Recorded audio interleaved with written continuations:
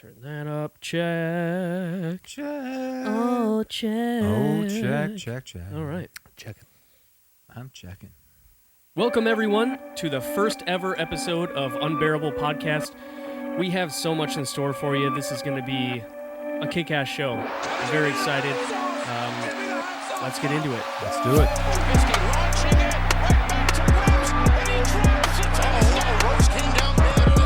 Season's going to end on a double. Oh my goodness, Valentine! Oh no! Wow is right. Dope. This whole podcast is it's called Unbearabull, where we discuss the bear and bull markets. We talk about stocks and investing and all that type of stuff. I'm just playing with you. It's all about being a miserable Chicago sports fan. It's tough. It's very tough, and we focus on the Bears and Bulls because that's just where most of our misery comes from. Yeah, we've been getting together for Bears and Bulls games for decades now, honestly, and it always ends up in a hilarious argument. So these gentlemen came up with the idea that we put a couple mics in front, and you get to enjoy the arguments as well and jump in with us. So we'll discuss different topics like where the teams stand today, how they've hurt us in the past, how they intend to bring us pain and turmoil in the future, as well as some other segments that we promise not to bore you with. So if you're a Chicago sports fan, this is the place for you. Misery loves company. We're very excited to bring this to you. It's been a while in the making. Over the last month or so, we've been preparing for this show, doing practice runs where one of us will get a little bit too drunk, and that's how we learn. Just a little. We just find we're figuring out where that threshold is. My name's Ryan. It's my pleasure to be here as the producer / moderator of this podcast. But I'd like to introduce you to the brains behind this podcast. Two of my very, very good friends, Konnor and Kyle Allman. To my right is Kyle. That is right. I am Kyle. He is Kyle, and then to my other right is Konnor. I am Konnor, and I am Kyle's little brother. And let's give a shout out to Ryan for setting this up for us. Yeah, It's, when you say brains, this I was is, going to say brains this is a beautiful far setup. from what we are. We just talk in front of a microphone because we complain to each other. well, that's but you guys true. brought me Born. this idea, and I couldn't say no. It's been he a ran ton with of it. fun. Yeah, And I it's really been fun. running with it. It's been very fun. So just to give you a little bit of background about how we all know each other, Kyle and I met in the first grade, and just from there we started hanging out all the time. These guys would be over at my house 5 days a week. I'd be over at their house 2 days on the weekends. Like, we grew up playing video games, Sega and Nintendo, all the way to street ball, football in the snow. Like, it just... Connor peed in your bed. Yeah, multiple times probably. Oh, don't Yeah. do that to him this early in the podcast. I was young. He was young. He was 16. It was It's last like- year. Yesterday. Actually. No, but and I want to get some history with you guys and just where this kind of dichotomy all started, dating all the way back to, let's say, the early 90s when you got your first Sega. Yeah, I mean, I think it all comes from mostly Dad. Probably he's he's always been a sports guy, coached high school football. He's from Wisconsin, and then he moved, and so he's been a Green Bay Packer fan, and we've been a Bears fan. So Shout out Ken Allman. shout out Ken Allman. Shout out, Kenny. So I think he's the one that kind of installed the sports mentality in us and being a fan. And unfortunately, he gets the Packers and we get the Bears. But Well, not throughout our lifetime. yeah, that's true. Unfortunately, That's true. yeah, it's been pretty brutal. But yeah, I also think video games Yeah, too, and just 100%, it yeah. started with us just kind of being like competitive with one another and just being around each other a lot, and just kind of the natural older brother, younger brother, being in the basement playing video games, just creating dumb games. I remember like playing. We created a hoop on like just this small little portion of a wall, and we would like dunk on it, and like somehow the Oh, yeah. scoring made sense to our like Sick dumps. our like Sick 9, dump. 10-year-old brains and stuff like that, and you somehow would argue a foul in a Yeah. game that just didn't make sense. But it started with that, and then progressed to the outside basketball court and one-on-ones and just continued video games, and eventually just started becoming more like hey, these are like real life sports arguments, and so you have your take on things, I have my take on things, and just sort of that competitive nature, but always in like a good place that we're coming from. Never like Mostly, like yeah.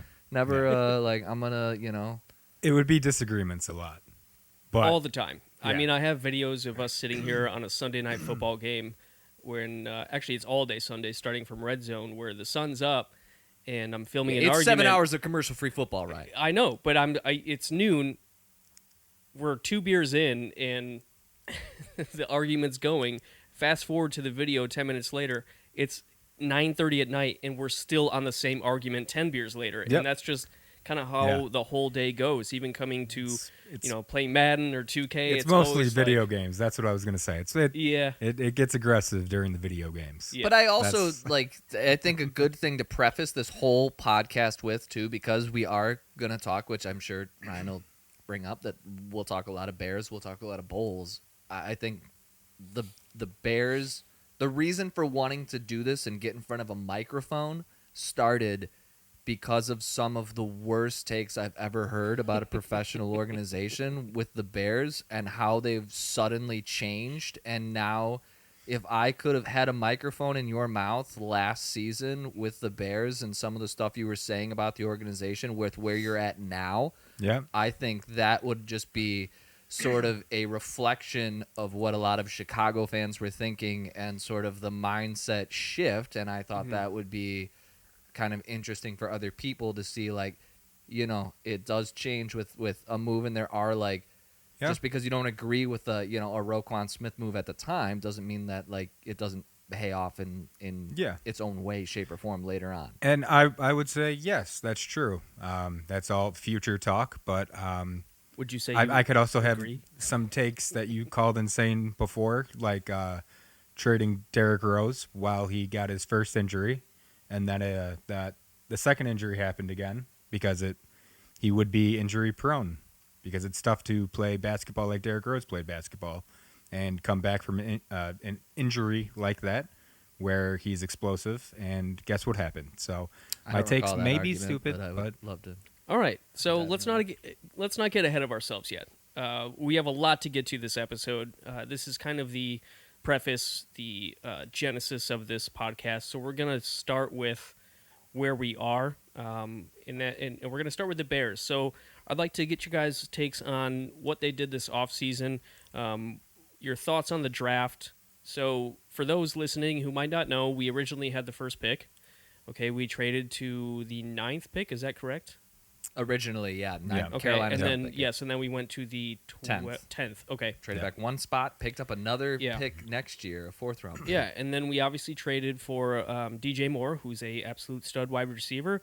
This is Coach Eberflus's second year. This is Justin Fields' second year as a starter, right? Third year in the league, second as a starter. Yep. So, what do you guys think of this upcoming season? What have they done in this offseason? How does the upcoming season look? I think they have done a very good job this offseason with what they have. I mean, all they can do is really go off of what they have. So you can't get much worse than what they currently had beforehand. So, I mean, I'll name some of the people that they picked up, and then we can kind of discuss who we think is maybe the best one that they received from start with the draft. agency. Can I also Go through the draft picks. When I kind of looking at like when we get into like a best move or anything like that, I think you have to consider both draft picks and free agent signings. Okay. Yeah. The trade outside, like everybody knows that that's the best move that's been made. Was Yeah. the Carolina pick. Yes, You picked up DJ Moore. You picked up Yeah. draft picks for next year. Yeah. Everybody knows that was the best move that they made. But I think there's also some other subtle free agent signings and some draft moves that they made.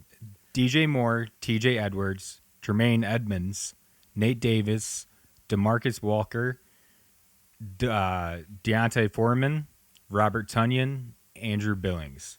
I guess I could have named what position they play too. So That's okay. Yeah. I'll go back and say linebacker TJ Edwards from the Bills, who also is No, TJ Edwards is Tremaine Philadelphia. Edwards from the Bills. Jermaine Edwards from the Bills. Sorry, TJ Edwards from Philadelphia. And he's originally from Lake Villa. I don't know if you guys knew that. Illinois. Did not. Also, Illinois. do we say Edwards or Edmonds? Because it's Tremaine Edmonds. There's Edmonds. TJ Edwards. TJ too. Edwards, and then They Tremaine got Edmonds. Edwards and Okay. Edmonds. Again, just a preface for everyone listening: we're not a stats podcast at all. I do not identify as a stats. I do not identify as a stats podcast. Trying to be. But then offensive guard Nate Davis. He's also from the Carolina trade. DeMarcus Walker, who is from Tennessee. He's a defensive end. And then Deontay Foreman from the Carolina trade as well. No, they signed him as free agent. I thought it was Dante Foreman or Dante. It's Deontay Foreman. Oh, okay. So you got to let it roll off the tongue. Deontay. Yeah. Deontay. Because it's a He was a free dash agent A, signing. right? Apostrophe. No, D''O. Deontay. Deontay. Deontay. Oh, Long Johnson. And then Robert Tunyon, we know where he came from. Fuck that guy, kind of. Whoa. No, he wanted to be on a. He Whoa. wanted now, to be a now bear. he's a bear, but it's What? yeah. He grew up in That's Illinois. fair. He wants to be a a bear. Just family because he got podcast. drafted to the Packers. Poo you poo know, you last can't- season, 470 yards, 2 touchdowns. But he also is coming off Oh, of an man, injury. That's a bad year to look at too. I think he had Yeah. better years Yeah. in the red zone for sure. But then Andrew Billings also as well, coming from the Raiders, and he is a defensive tackle. So those are kind of the big names from the offseason, not including the draft as well. But out of those people, who do you think, just for free agency, we can go into the draft as well, but out of those people, who would you say, besides DJ Moore, would be the best pickup for the Bears? I think you just went down the order of like kind of who best the most order. talented people are, who I think the most influential person is going to be out of those, Yeah. or who I would like to see the most, I think is maybe a better way to preface it. Nate Davis, to me, I think would be one. Okay. He was blocking for Derrick Henry, and Yeah. they were a pretty good rushing offense, and I don't know. He only allowed 3 sacks too, It seems like, and that was and a he's 26 years old.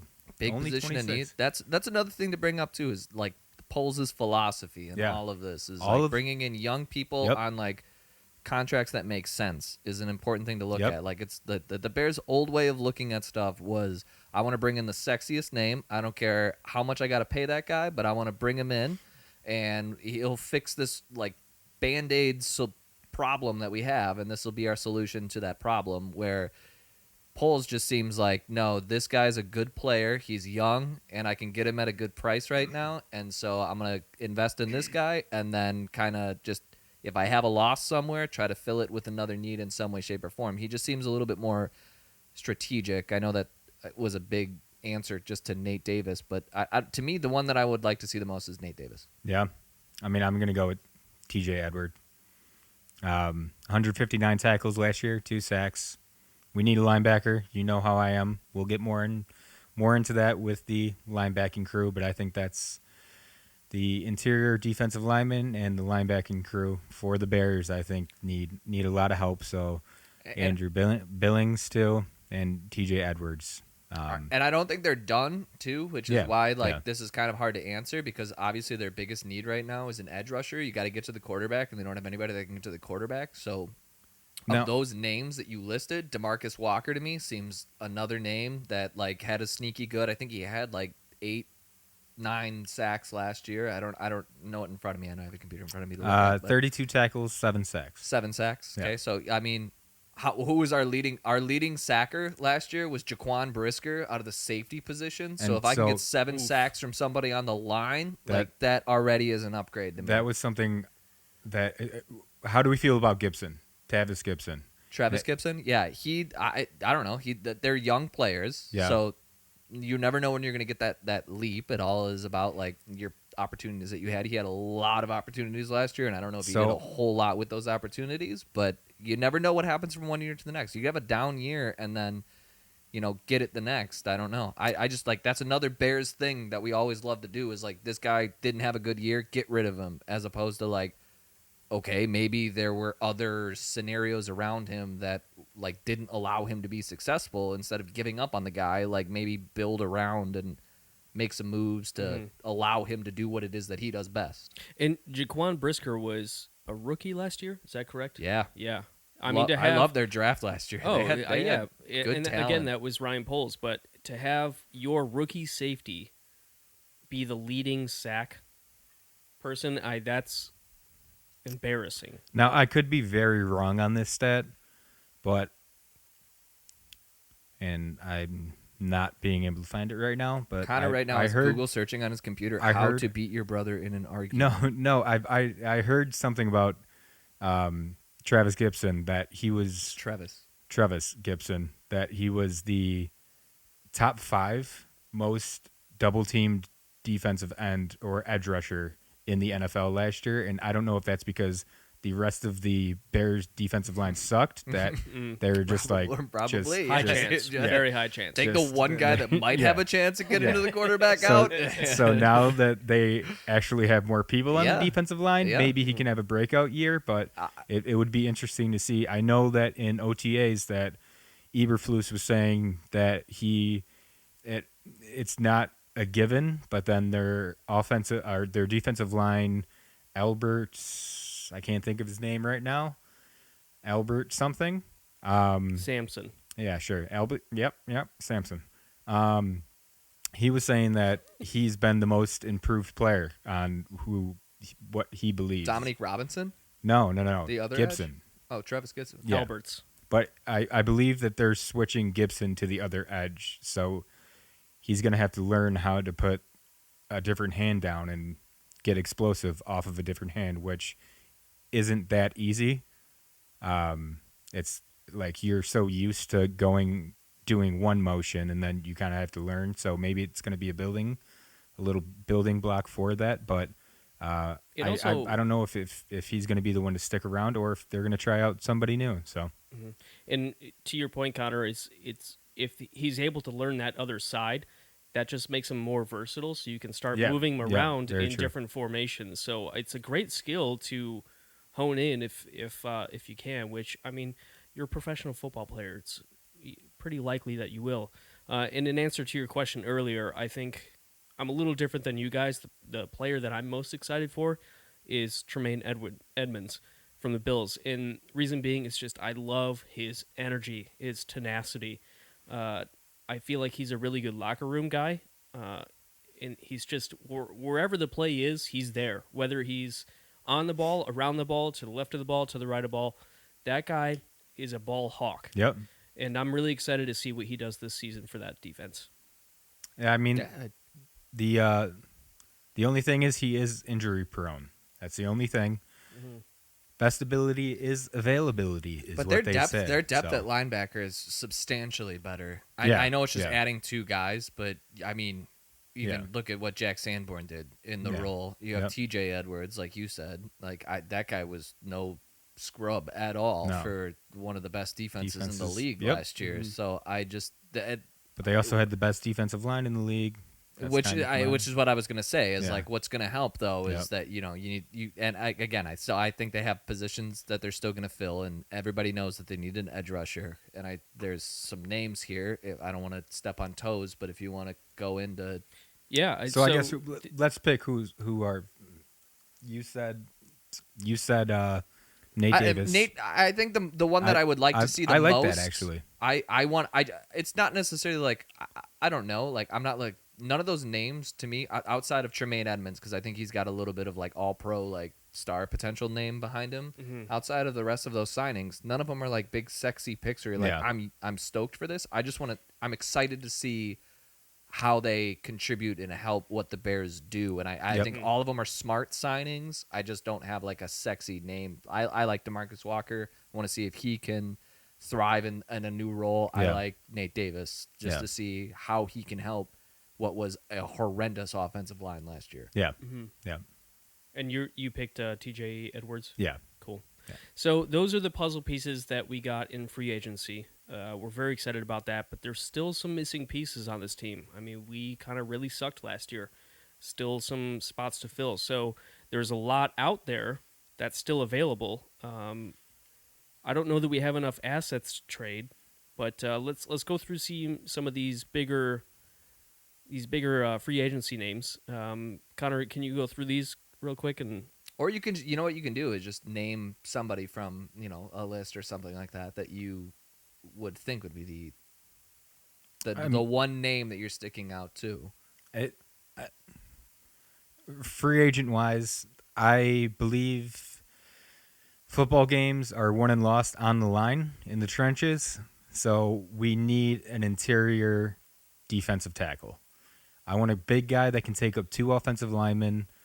I don't even care who it is. I know people want an edge rusher. People want to get to the quarterback, but there's so many ways that you can scheme around releasing the ball quick if you have a good edge rusher, getting the ball out of your hand. If you can trust our cornerbacks man-to-man coverage, I just think it's... Don't you think they just did that in the draft, though, drafting 2 defensive tackles? Yeah, but it's all...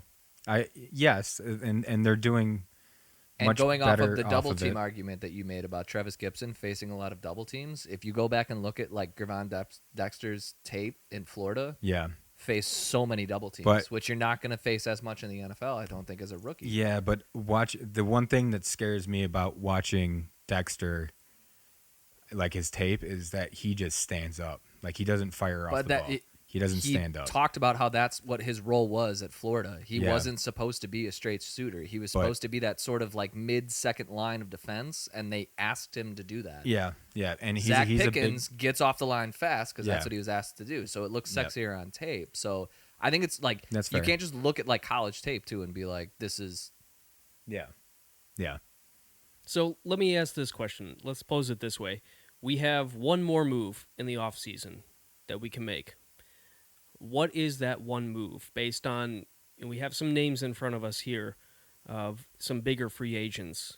Yannick Ngakoue, Khalil Mack, Chase Young, Quinnen Williams, Frank Clark, Jadeveon Clowney, and DeAndre Hopkins. So of those guys, which is the most important to go get for success next year? It's important to indicate that some of those are trades. You'd have to trade for those players. Right, yeah, there's some that are signed, there's some that's trade. And a lot of them I know are defensive linemen. I think these are just like the hypothetical names that have been talked about a lot. And DeAndre Hopkins, to me, is just like a pie-in-the-sky thing. Be pretty He's going to a Super Bowl team. He's going to go to the Kansas City Chiefs. Yeah, he will. If he does not go to the Kansas City Chiefs, I would be absolutely shocked. Take like that stupid hat off, Ryan. Take that stupid hat off. Yeah, I mean, just think about like if he's that to me is a no-brainer. I would say he's going to go to the Chiefs unless there's something that he doesn't like. It'd be silly if he didn't. I just want to say Ryan just became a Chiefs fan 4 years ago once that he started becoming a lie.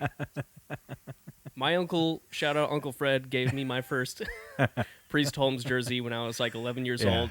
He'd always whoop my ass in Madden when I was young, and my dad grew up in Kansas City, so there's hey, listen, I've been through it, okay? Yeah, I've been there for the 2-14 seasons. I've been there for the Matt Castle era. It's true. So, but anything is possible. Anything is possible. And I see a lot of this in the Bears in what they're doing. You change your management, you change your coaching, you change the culture, and things start to fall in place. And the Bears have had that tragedy for far too long, honestly. But I'm seeing a very good progression. I see a very good direction in what Ryan Poles is doing. I hope so. I very much hope so. It's There's only one way to find out. Exactly. And Poles came from the Chiefs, did he not? Yeah, he did. Yeah. Mm-hmm. Yep. So Poles again, Poles let's reverse. We're getting a little off track here. That one last move. Let's say skip the trades. We're not going to trade for Chase Young. We're not going to trade for Quinnen Williams. I would rule any of those out at this point. So I want Quinnen Williams. I want him so bad. No, yeah. There's no way they're going to do it. It sounds like, too, that was an old CBS article, and I think I know. it sounds like He's everything that I've the seen, Jets. is that they're getting closer to a deal. Yeah. You know who screwed that up, though? I want him. Aaron Rodgers. Mr. Rogers came to town. Mr. Rogers. Mm-hmm. What was that Onion article I sent you guys? And he costs a lot of money. Is something like players surprised at how bad the culture has been since Aaron Rodgers got. I don't know, something like that. But anyways, let's say we sign a free agent here. Which one did you guys taking? The popular one to me is Yannick Ngakoue. I know he can't stop the run. That's like everybody's argument is that he's not a good run defender, but you have so many other people on that line that can stop the run. You bring him in on situational downs, bring him in on a third. I don't know about Okay, that. all right. Well, Keep going. You bring him in on situational downs, a third down, like a third and long. You bring him back there. That makes your defense that much better. It's something that you didn't have last year. That guy averages, I think, at least 8 sacks a year. And he's just not a sexy name, but again, just does it every single year. How long has he been in the league? A while. And that is brought to you by Ryan's Burps. Yep. Welcome. Also, a good reminder to go get your gastrointestinal systems checked every once in a while, boys. I mean, yeah, I want a defensive tackle. I'm still gonna say it. Frank Clark, he's gonna stay with the Chiefs. He's Okay, gonna No, they Can let I- him go. He's also a defensive end. They released him. Oh, I thought He's that a would free be- agent. That's Oh, why okay. He's free agent. Oh, okay. He's a free agent, and he's an end. And what I don't understand is why you need to always plug the middle in a game that has gone to passing downs. No, but You they don't can need just. to plug the middle. Nobody runs the ball up the middle like it's 1980. But if football they anymore. can, they will, and they have Okay, been. look at what the Tennessee Titans do. How good are they? They run the ball up the middle with no better running back that could run the ball up the middle, and they don't do anything. Didn't they just draft a center in the draft to try to And help watch that? them not do anything. Or they drafted Peter Skoronski. Yeah, Yeah, which, no, he was not a center. He was a tackle by so but many he's going to be a people's guard. measure. I guarantee He's you a they're going to guard. try to He's a do that. guard. And I guarantee you, do they play Tennessee And I this guarantee year? you they'll win 7 games and just be mediocre. Because that's not how the game of football is played anymore. And you refuse to accept Who, it. Tennessee's going I- to win th- 7 games? Yes. I don't know about that. I hope they win less. Fuck you. We'll come back and fact check that later, folks. I hate the Titans. After what? After this season? How do you... If they won 7 games or not, what you just said. Okay, But- can I just look at Yannick Ngakoue's stats here really quick? Yep. Okay, Go for it. 2022, 9.5 sacks. 2021, 10 sacks. 2020, 5 sacks. 2020, only 3 sacks. 2019, Ooh. 8 sacks. 2018, 9.5 sacks. 2017, 12 sacks. 2016, 8 sacks. Okay. So he gets better. So he's just like In consistent, reverse. minus the 1 year, when he played with the Vikings. I mean, minus that 1 So year. he's like Benjamin Button. Or no, it was with the Ravens. Oh, but that's because he got traded. That was the 3. 2020 and 20. He played on 2 different teams. Well, what team was he on before? He Where was had on the most sacks? Ravens, and then he got traded to the Vikings. And the Ravens had a phenomenal Okay, can you defensive let line. me finish this? He had 8 sacks that year, so it wasn't a 5 and a 3. It was 8 sacks. So this man averages no less than 8 sacks a season. Why would you not want that on your team? Master, am I allowed to speak? Once I was done talking, yeah, Okay. I don't. Thank you. I didn't interrupt what it was that you Okay, were trying to say. now you're interrupting me. So I will say that he's played on a team that has multiple defensive linemen that he doesn't have to get double teamed on for that reason too. This is a stupid argument. Move on to the next segment. This is such a Okay. dumb argument. Until you see him actually play with those players, you're never gonna know. Okay. Yeah. I mean, I'm signing Frank. Can you got stats up? Can you pull up Frank Clark versus? you're gonna have to give me some time, Ryan. All I know is that numbers don't lie, and the numbers show that Yannick Ngakoue can get you 8 sacks a season, and he's done it every single year. On so a team I that think has that's good defensive linemen He's been around on him. like 4 different teams. Yeah. Okay. So the Ravens. You named the Ravens. The other one. What's the other one? Look at the year and the season that he was playing on those teams. Okay. The Ravens. The Ravens they've always had a good defensive line for a while now. Who's Okay, that? Who's that regardless, guy? Is Frank like Clark L- stats. Lay Ruiz or something that Ray used to play for him. Lewis. I like Vita Frank Clark, Vey? and the reason being is, listen, I don't identify as a stats podcast, so I'm not going to go and look up all these sacks and hats and swats. I like Frank Clark because Boots and he's a hats and locker room boots. guy. He's an energy guy. So the Jaguars, when he was playing on the Jaguars I from was not 2016 to not 2019, finished that was a at great all. defensive line. Kyle's really good at like getting grumpy when you interrupt him, but then it's all good when he does it too. Anyways, I like Frank Clark because he's a locker room guy and an energy guy, and he brings something to the table that's how do I put this? It's just intangible in terms of energy and what he does to the players around him, and I like that. And I feel like this team's pretty young, and we need those veteran players that bring in that high level experience. And he's been to a couple Super Bowls with the Chiefs and the Seahawks. Like, this guy has experience in the playoffs, and that's no mistake. So I feel like he would be a really good addition to this team when it comes to morale and Last year, energy. 21. First, I just want to go back to the Jaguars. What year was he on the Jaguars that you said it was so bad? Because they did have the number one defense in the year one year. So what year was that? Do you think it was maybe because Yannick Ngakoue was on that team? Or Jalen Ramsey or whoever else they had? I can't name whatever team that was, but they probably had 2016 to 2019. They definitely had the number one defense at one point. Okay. Well, he was a contributor on that defense. Because so they I don't had understand another why, defensive lineman probably. So you just always want to contribute, everybody else needing to be perfect around you in order for one player to be acceptable to be on your team. I don't understand that. Brian, last year, Frank Clark, solo tackles, 21, assists, 14, sacks, 5, safety, 1.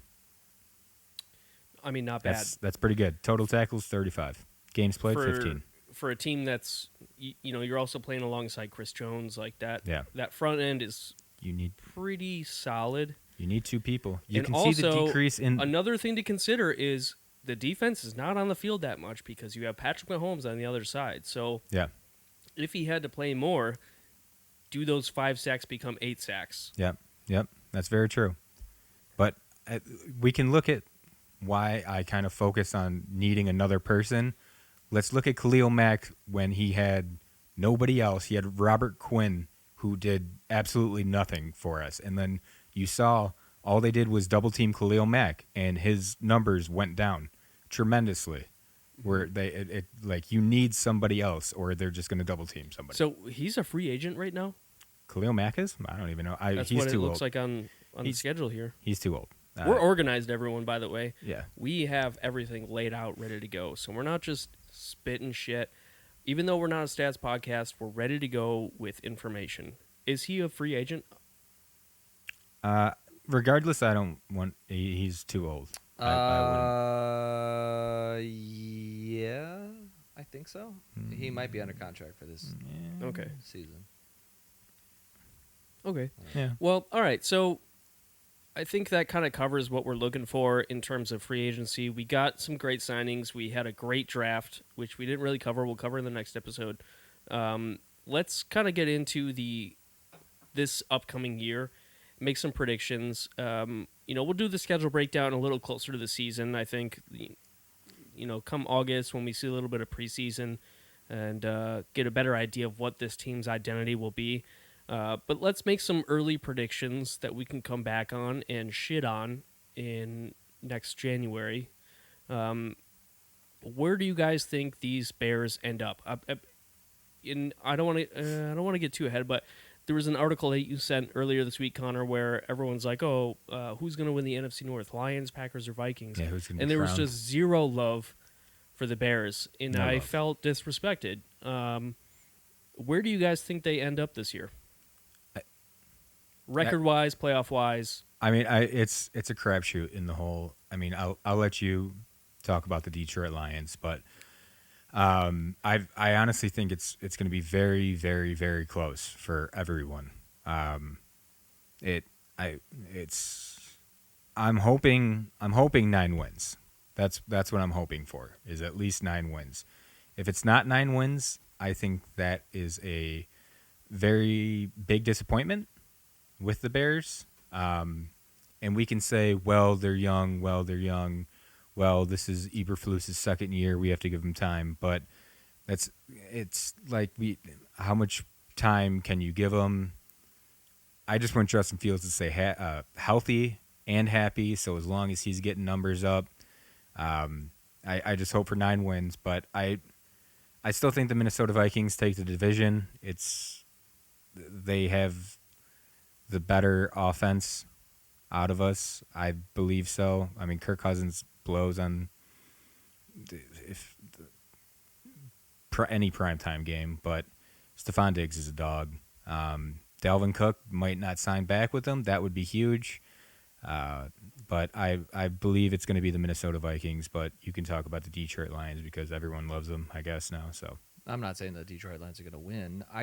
To me, the NFC North looks a lot like what a lot of people thought the NFC East was last year, where it's just everybody thought that division was going to be terrible, and everybody was banking on the AFC West being just the greatest division at this point last year, and it was far from that by the time that you finished off last season. Nobody thought that the NFC East was going to be anything, and that division was actually very competitive and had a Super Bowl contender that came out of it. Yeah. I am in no way, shape, or form saying that there's a Super Bowl contender that's coming out of the NFC North. Well, the hype for the Detroit Lions has gone to absurd lengths. Jared Goff is still your quarterback. Kirk Cousins is still the quarterback of the Vikings. Well, we're living now in a realm for the first time in my life where you could make the argument that the Bears have the best quarterback in the division. And I'm not like, again, old school would be like, well, you can't throw the ball. Well, that's not necessarily how you need to win games anymore. Disagree. You can run the ball by having like a mobile quarterback. And I think now that he has weapons around him, we'll see what happens next year. But there was a lot to see in that championship game when he played against was it Trevor Lawrence was playing for who that year? he's only playing for the Jets. No, you're No, I'm talking about I'm talking about college. Like that Clemson versus Ohio State. Yes. Yeah. That game from Justin Fields When he took a shot and like broke his ribs, Yeah. and dude, then came it was back in. spectacular. That Yeah. guy balled so But- hard. That's my main concern is how, like, and I know I keep going back to it, but that's why we need to get a good defense. So he cannot keep getting rocked that much and stay healthy. Like these are grown ass men coming at you full speed, and he just always gets rocked, and he never gets any penalties. Never. And it just drives me nuts. That's why He I'm never saying gets that a flag. there's always multiple levels and factors to this. It's not just about having a good defense. It's about getting a better offensive line so Yeah. that people aren't getting straight to him. It's Yeah. about getting weapons that he can throw to so he doesn't have to hold on to the ball. Yeah. There's so many more not getting calls. It's about him being a smarter passer and like knowing how to read a defense. There's a lot of Yeah. levels that go into it other than just they suck because they don't have a good defense, and because they don't have a good defense, they're not going to be successful. Like there's a lot of Yeah. like No, and I agree. that's the hardest part about winning a Super Bowl and being an NFL team is in the NBA you just need like one or two guys that can do it for you. Yeah. In the NFL, you need so many people that are carrying their weight and doing their job in different roles, and it seems more schematic, and like if you're all like fitting the role of what you're being asked to do, it just makes your team that much better. So there's just like more holes that they've got to fill and work through. And I mean, like I said before, you were the worst team in the NFL last year. The only way you can go is up. But So I think a great model to look at is the Jacksonville Jaguars, who won 3 games the year before. This past year, won 9 games, made it to the playoffs. And Yeah. they made a ton And of that's- moves in the offseason. They started building around Trevor Lawrence. They Yep. did all these things, and look where they are at now. Nobody's saying like the Bears are going to be phenomenal. Yeah. How many 1-win games were the Bears in last year? yeah, too? That's, And for that's as very bad as they were and had nothing on that defense, they were competitive Yeah. in almost every single game that they played in. true. I agree. And now you add talent to that team, and maybe you can start winning some of those games. Agree. So let's just say it's the end of December. There's 3 games left. I believe they play the Vikings on a TBD at the last week, right? So No, the last game is against the Packers. last game's against the Packers, typical. So let's say it's end of December. They have 3 games left. You have the Packers. Is it other divisional games? I guess the point I'm trying to make here is where are they at this point of the season? Are they making a playoff push, or are they falling behind? So last 4 games, you got the Lions. Next game, you got the Lions. Next game, you got the Cardinals. Next game, you got the Packers. All right, so 3 divisional games out of the last 4 games. Yes. Yep. Lions back-to-back weeks? Back-to-back weeks. That's kind of weird. Yep. I don't like that. No. That's a first. Is Yeah. it not? I don't know, but I don't know about Do that. they play them on Thanksgiving? no, they I don't. thought I was Yeah. wrong. Yeah, we Yeah. were. Yeah, no, I they was don't. wrong. I No. looked. No. My bad. But there was something that I saw too about how for like 4 of these divisional games, the Bears have extra rest. Whether they're coming off a bye week or Yeah. they're coming off of a Thursday night football game and going into a divisional game, there's like 4 games where the schedule lines up for them to get extra rest going into one of those divisional games, which I know is just like a small Yep.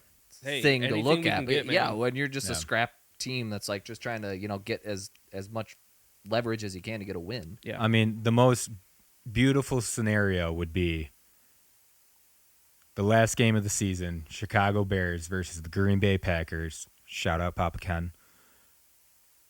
And to win that game, whoever wins that game goes into the playoffs. Mm-hmm. That would just be. I think that would be super cool. And Like, I it don't would doubt be- that outside of the realm of possibility Yeah. too, No, I because don't either. there's Yeah. no way that the Packers. Everybody thinks they're just going to crumble and fall apart. They're going to be an 8-win team. They're going to be around there. They're going to be competitive. They're going to be 8-9 win. I know we haven't seen it from Jordan Love yet or anything, but Yeah. I'm I don't know. scared. Just based on their history, Always, I'm scared. always scared Yep. of the Packers. If that's the scenario, we are filming at Ken Ullman's house, and Yeah. Ken Ullman is a oh special yeah, guest. yeah, we got to get him on the Yeah. pod. Yeah, live He stream would be, with him watching the he'd be game. That would in be his chair. hilarious. That would be so good. Not saying a thing. Yeah. Yeah. All right. So that's kind of where the Bears are sitting. We're excited for the future. It's been a depressing past. We're also not trying to get too excited because we know who they are. We are who they thought they were. But it's an exciting time to be a Bears fan. It really is. In compared to years past, there's a lot of hope. So, all right. Any final thoughts, gentlemen? No, let's go Bears. I mean, I just don't want to dwell on the fact that it's always going to be, well, we got to give them time. We got to give them time. I think this year is going to be a very important year to prove something. I think we need to get at least 8 or 9 wins for me to be more optimistic. I just want to see continued growth. That's how you do a rebuild. Yeah. Like, you don't just go from 0 to 60. Again, Well, I know the Jaguars are tough like to get worse. Yeah, as long as you don't regress. If you win less than 3 games, Exactly. then that's Yeah. an issue. Yeah. Even if you go with 4 or 5 wins, I want to see more out of it, and Yeah, I want to same. see like a dynamic offense where they're throwing the ball. Yeah. Like there's just movement and growth, and I think there will be. There's no way that they're not better than what they were last year. Yeah, I agree. And the idea of regression kind of leads us into the Bulls. We have a lot to talk about there. But before we do, we have a read from one of our ads or one of our sponsors. Very thankful because we're a new podcast, and it takes a lot to do this. So just want to say a quick shout out to Buster Daves. Journey back to a time when gaming was a communal experience with your weird cousin you didn't want to hang out with. Here at Buster Dave's, we bring the good old days back to life. Strike it big at our state-of-art bowling alleys where the balls are greasy and the shorts are stinky. Choose. Come hungry for the special of the week, the Bacon Burger Belly Buster. With hot cheese and a fries and a pickle. Oh, yeah. It's a meal that will take you back to the days when calories were just another high score to beat. Don't miss our weekly promotion. Buy one, get one free on all games with sticky controllers. Come on down to Dave and Buster's. I'm sorry. Come on down to Buster Dave's. We'll be here waiting for you. We're open Mondays from 6 p.m. to 8 p.m. Ryan, I got a question have to about edit Buster Dave's. Yeah, edit what? You got to get the D&B out of there, I think. Ah, fuck them. Yeah. Come at me. I got a question for Buster. Buster Dave's. Buster Dave's. Why are the controllers sticky? Well, we've been open for a long time. We don't really clean our stuff. I'm sorry. Not me. I don't work for Buster Dave's, for clarification. Okay. They've been open for years. Okay. Only on Mondays from 6 p.m. to 8 p.m., but they haven't Okay. washed anything. Oh. There's Whoa. a lot of really... What about even COVID? No. Oh man.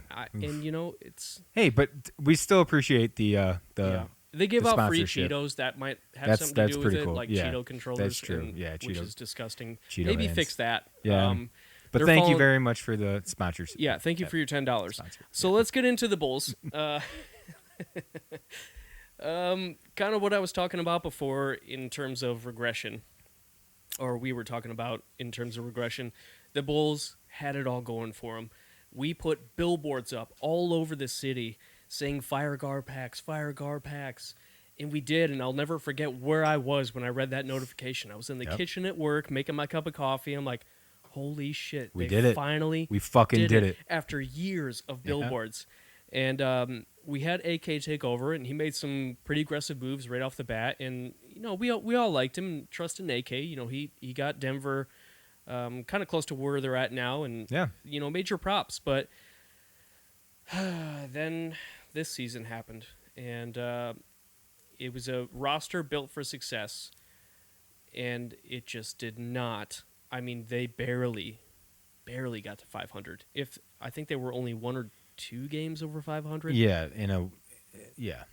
So the question remains, what do we do now after we spent all this money and all this time trying to build something bigger and better, and it just did not end up where it's at?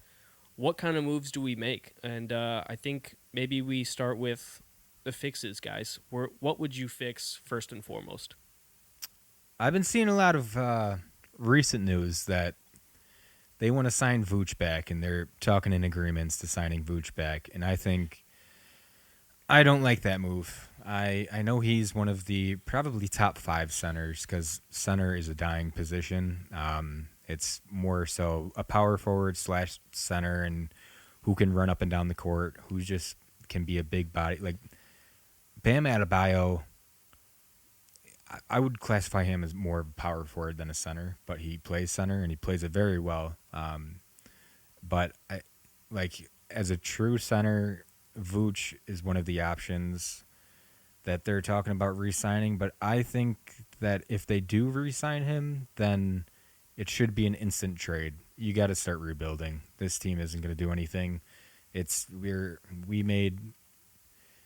We thought we made the right moves at the right time, and not to go back on the Bears, but that's why I'm a little bit pessimistic with the Bears until I see something's proven. But I thought that this team was going to be much better. I thought the DeMar was a great sign. I think Zach LaVine is just trying to make it his team a little bit too much. And I think they're not. I don't want to blame Billy Donovan, but it could be Billy Donovan, but I don't know. I really don't know, but it's not working out. No, I think there's roster construction issues on here too. Before you address the Billy Donovan thing, Yeah. The biggest thing to me with the Billy Donovan thing is that Zach LaVine and him clearly butt heads. Yeah. And if he's going to be your star player that you build around, you can't have that. I mean, I'm sure that you could go back to any great team in NBA history, and the star player and the head coach maybe had a little bit of a. But we're talking about like Kobe Bryant and The good.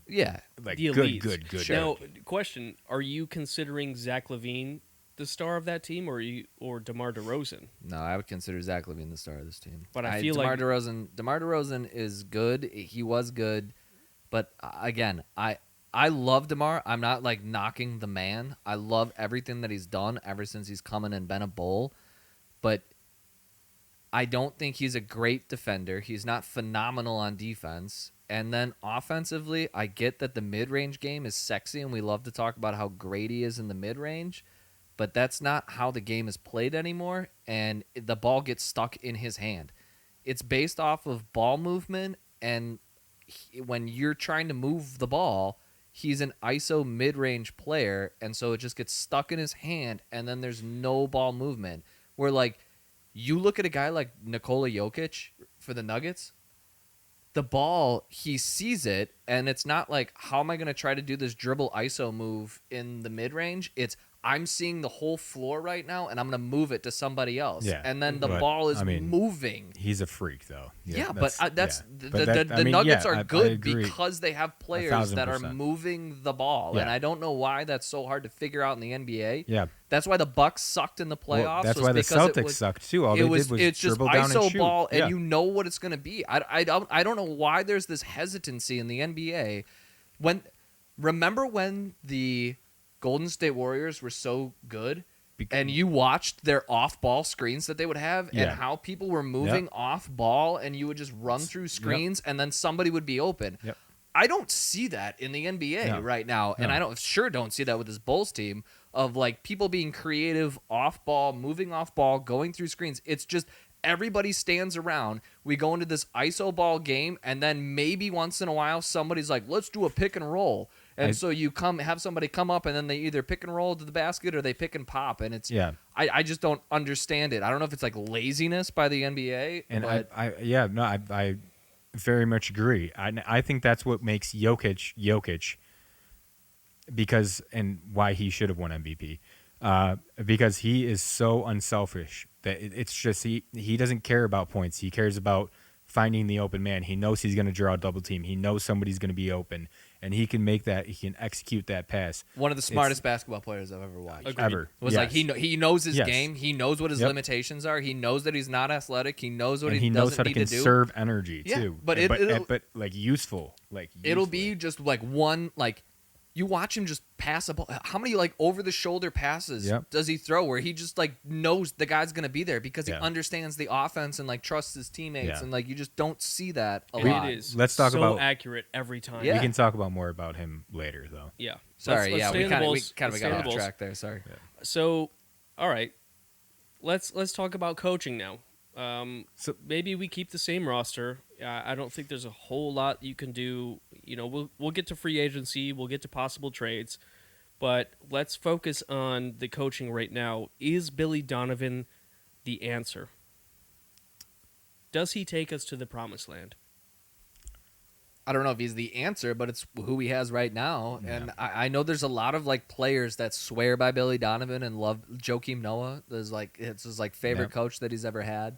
Did he had him in college? Yeah, Florida. yeah, Florida. I you know, I just there's so many things too that as fans we don't see that like goes on that are hard to know like from a chemistry and team building standpoint and like schematic and like what you're drawing up on a sideline, and it like is easy for me to watch a game and be like that was a horrendous out of bounds call. Yeah. But I feel like I see that a lot with the Bulls. But, you know, it always looks great when it goes in, but it's just always this, like, Chuck ISO, up, and then all of a ISO sudden- chuck-up shot. And, like, it looks great when it goes in. But, Yeah. you But know, when it and doesn't, maybe that... you're like, what the hell? But it works. That's like Nate Robinson would do that all the time. You're like, what the hell are you shooting that for? Right. And then it would go in. Right. And then you'd be like, oh, great shot, Yeah, man. good shot, good shot, good I shot. kind of miss him. Not gonna Oh, lie. yeah, Nate yeah, was... he was fun. Yeah. He was very fun to watch. Yeah. But, I like again, yeah. I don't know how much of an influence... On a veteran team, I don't know how much of an influence a head coach has other than just like management. Yeah. Where like I look at a guy like Spoelstra and like that is straight up like you being a phenomenal coach and like developing like when you're I get killing what the you're saying. Celtics with Yeah. Caleb Martin. Yeah. Like that's something that you Gabe have done Vincent. that you're just bringing and Max Strus like just all these like that's coaching Yeah, to me. exactly. Yeah. Where like I think some of these other coaches are more of like I'm managing. I'm managing personalities. I'm making Exactly. sure everybody's getting You're- theirs. yep. And he just kind of seems like somebody that is very content with being And good I- at managing those personalities. And I think that starts with the higher up. I think that starts with AK, where or even Reinsdorf, who they- doesn't care yeah. at all as long as they're putting butts in seats. Exactly. And Chicago fans rock, so they'll always be butts in seats. yes, but I think some GMs hire head coaches to specifically make sure that there's team chemistry, that everybody's getting along together. I think that can go for football as well. Granted, they're focused on basketball and like they have a high IQ in basketball and offense and defense and different schemes, but sometimes it's more so making sure these players can get along well and then having veterans like DeMar DeRozan on your team then kind of lead those guys out on the court. I think that's what happened to the Phoenix Suns and the Miami Heat. A perfect example. He just knows how to run a team while actually coaching the team as well. So he's doing like double the work almost compared to some of the other coaches. But when it comes down to those final minutes, is Billy Donovan drawing up the right plays? Is he putting in the right rotations? Is he really making the right decisions to win the game? Or is it just players that can't finish? I think it's a combination of both. Yeah. I think any coach is going to get scrutinized for any play that they call up, and it comes down to if you can execute it or not. And sometimes it's the play that was called. Sometimes it's the execution, which is why I think you get these, like, I'm not going to call it a cop-out, but you get these, like, easy play calls of, like, all right, we're going to go run ISO to Zach. That way, it's not on me for the play call, man. It was on you for executing the shot that you said that you wanted to take. And so there's just a lot of variables that go into it, but I just don't think the Bulls just don't seem like a cohesive unit that like has an identity that like is consistent all the time. Yeah. Mm-hmm. And I they think, need a shooter. They need an outside shooter. And I know Kobe White if I'm going to look at a high of last season, Kobe White made a great jump. Yep. And looked phenomenal. Patrick Williams, the opposite. Yeah. I'm kind of over Patrick Williams. I was Sucks to so hopeful for him, know. and I was like, he's going to be the LeBron James stopper. He's going to be the Giannis stopper. He's got a big body, and maybe he'll do it big like when Lauri Markkanen left. Yeah, he started. They got him very young. Started balling out on the Wizards, so. I just think that he was the biggest disappointment. Don't you think, Kyle, when you say we need a shooter, we just signed Zach LaVine to a max. Shouldn't he be that guy? I think you need more than one.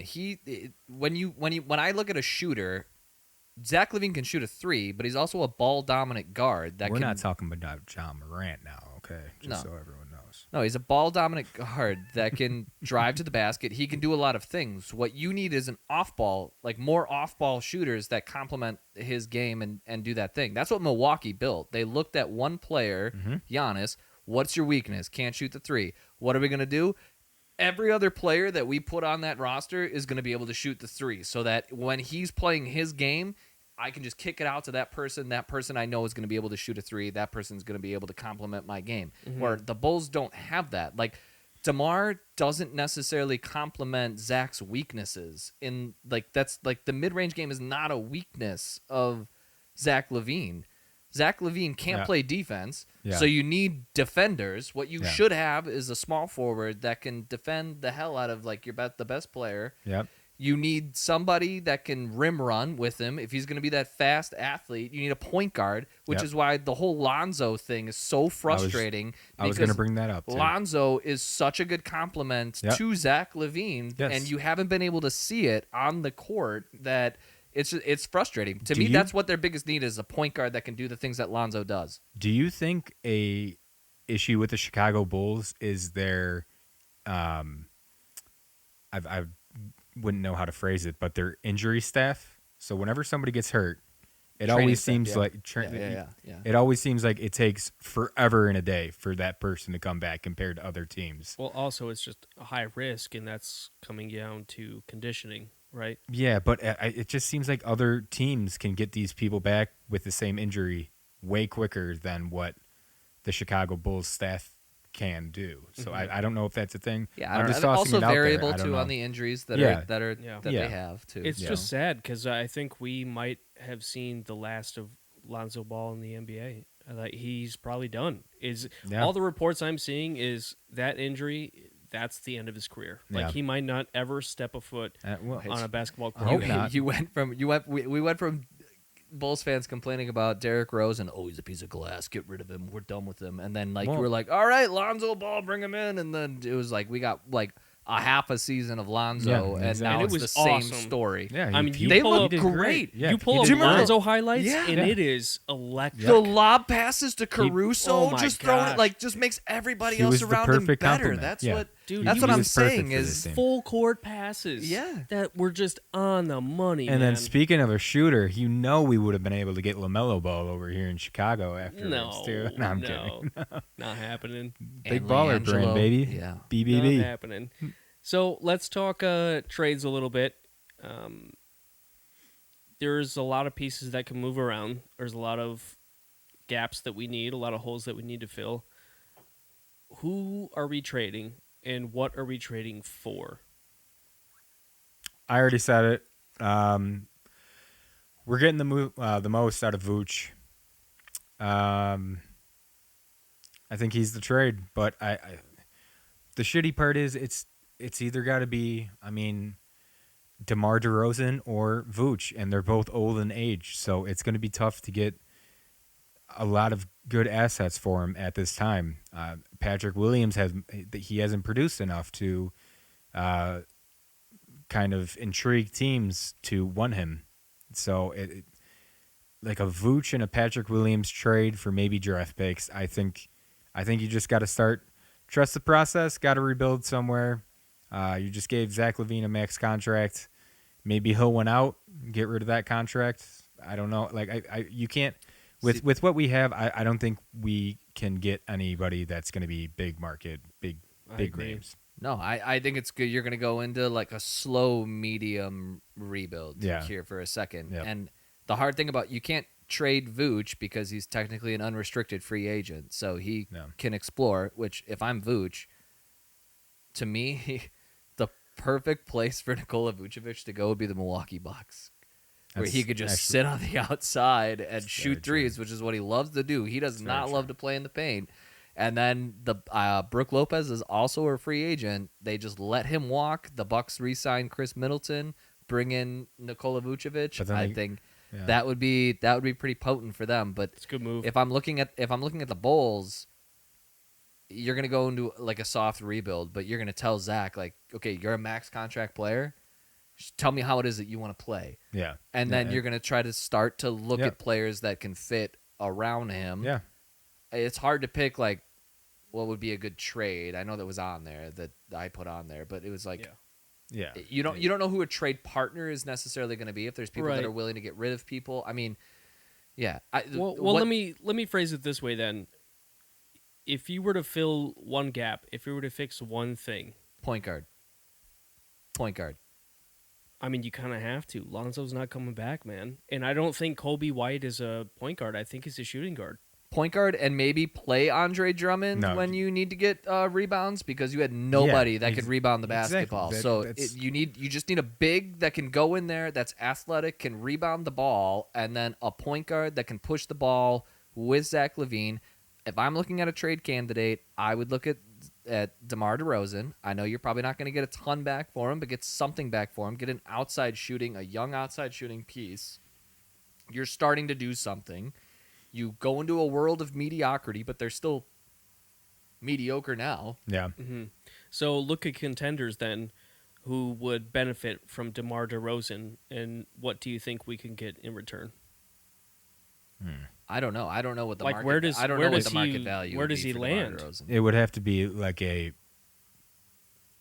playoff-bound championship edge team. Maybe we could do something with the Celtics. I know Peyton Pritchard. I love how he's the point guard coming off the bench for the Celtics. Mm-hmm. He demanded a trade because he got 0 minutes during, and I think I have no idea what the Celtics were doing in that whole series, but they didn't play anybody off the bench. But I think he plays with high intensity, not to be like, oh, two white guys, but he's like an Austin Reeves and an Alex Caruso. Like he plays just like high intensity. Defense, very good defense. He can hit an open three. He's not necessarily a good ball handler and assister. That's the only thing. So, well, you kind of need that as a point guard. Yep, yeah, kind of need that. But he did have, not this year, but the previous year, he was explosive, and he was a major reason why they got to the ECF and they got to the finals, because he was that X factor. Yeah. And they didn't play him this year. Why did they not play him this year? If we could trade DeMar, I mean, I don't know if the Celtics would take it. If we could trade DeMar for like a future first-round pick, Peyton Pritchard, maybe somebody else. I don't think they bite. You have to rebuild. The team that I've for some reason, and I don't know how credible this was, but the team that seems to be linked to the Bulls the most is the Portland Trailblazers. I think Give me Dame. Yeah, they're not going to get Yeah, Dame right. time. But Anthony Simons, I mean, I don't know if they would do him, Oh, yeah, but yeah, he yeah. he can hit a three. Yep. And they also have the 3rd overall pick. I don't know at all if they'd be willing to do that. But if you're the Portland Trailblazers Vooch, and you know that they don't have a whole lot of time with Dame Lillard left, Would you give up? Dame, DeMar, Simons, and they just got what's his name, Jeremy Grant from the Pistons from last year. Like that's not like terrible. And Nurkic in the post. Dude, they were like What have you? they what, were second to last in the Western. Were they? Yeah, not? they were bad. They were What- very bad. But I what think do a you lot have of it to was give up? injuries too. What do you have to give up? Vooch and DeMar. Would you do it? Yes. Well, You- if okay, if you if keep Vooch, saying I know, give up Vooch. You have to if he comes sign back, him. if he comes back, they're in talks of him coming back. So you'd have to So- do a sign and trade. Yes, but exactly. Yeah, then I would do Would that. you do that For what? For who? From the Pistons? for the Pistons from the? Or, I'm sorry, Trailblazers? from the Trailblazers? For the Simmons and a pick and They're not going to do a pick and Simons for Simons, not Simmons, and Nurkic. No. like at least a second No. pick No. for A Vooch second and round DeMar pick? for Vooch and DeMar to play with Dame. It's not worth it to them. I mean, those guys. Oh, he's a top 5 center. At least DeMar. He's a top 5 center. If here's the thing, and again, I love DeMar. He's fun to watch. His game's unique. You have a lot of NBA players talking about how unique and cool his game is, and how it's like almost vintage at this point. But when it comes to playoffs, dude, the guy just kind of falls off, and that was the case in Toronto. I don't even think they made the playoffs when he was at the Spurs, and No, they were he's bad. just not. He's not that guy when it comes to that time. Like, you have those people in the playoffs that just turn up, and I don't know that they would be willing to get rid of a first round pick in a tenured center for a guy who's good during the regular season but then falls apart in the postseason. Yeah, the Trailblazers got a big decision to make, too, of like if they want to go young, rebuild, or what they're going to do with Dame Lillard. And it seems like Dame Lillard wants to stay there. Which I love about him. love Like Dame. he's I got love the him. Giannis mindset of like, I want to win in a small market and I want to try to bring it here. And I love that when players do that. Yep, me too. He's so fun to watch, and he's such a cool dude. And he keeps it real. Yeah. He's not like into the NBA drama where it's like Kevin Durant, I have to be on the best team. Kevin Durant going from where did he start? That's OKC another. to Yeah, you that's know, another. No, I'm gonna. All right, yeah, we're not super, getting into super that. teams Yeah. are another Mr. Super debate. Team. Yeah. And that's my point I'm trying to make here is Dame is not a super team guy. It's just like, man, I like to play basketball and this place is cool and my family's here, so I'm just gonna play ball. But the last thing that I will say about the Bulls, and this is an argument that Konnor and I have had before, is that Chicago needs to play by a different set of rules. In the NBA, it works differently than it does, I think, in other sports where big markets play by a different set of rules than small markets do. And so OKC, you're not going to attract big-name free agents to OKC, so they've had to do this. We're just perpetually going to be bad and accumulate as many draft picks as we can, and then we land those draft picks. But what happens with that model is that eventually those guys get good, and if you can keep them in that market, like the Bucks did with Giannis, and like build everything around him, make it a great situation for him, sometimes they stay, but sometimes they're going to leave that smaller market, where a larger market like the Bulls that has a sort of prestige around it and has the fan base that the Bulls do, and they know from like a marketing standpoint it's a smarter move to be in a bigger city, they can go and get the big name free agents that other small markets can't. So I don't have to play the I'm going to strip it down, get a bunch of draft picks game. Instead of I can just maybe take a seat back for a year, like set myself up financially for a free agency then where I can go and make a splash, which I know historically for the Bulls that hasn't That's what I was worked out. just about to say. Historically for the who's Bulls, been the I person? understand that hasn't worked out historically for the Bulls, but I think it was under different management. There were different teams that got involved that kind of spoiled that, and I think other players are starting to see that Chicago is a little bit more of a lucrative market that's Yeah. shifting that narrative maybe a little bit. I think those star players are going to go wherever they see talent, just like a Kevin Durant. Phoenix, not that big of a market team, still went to Phoenix because he sees talent.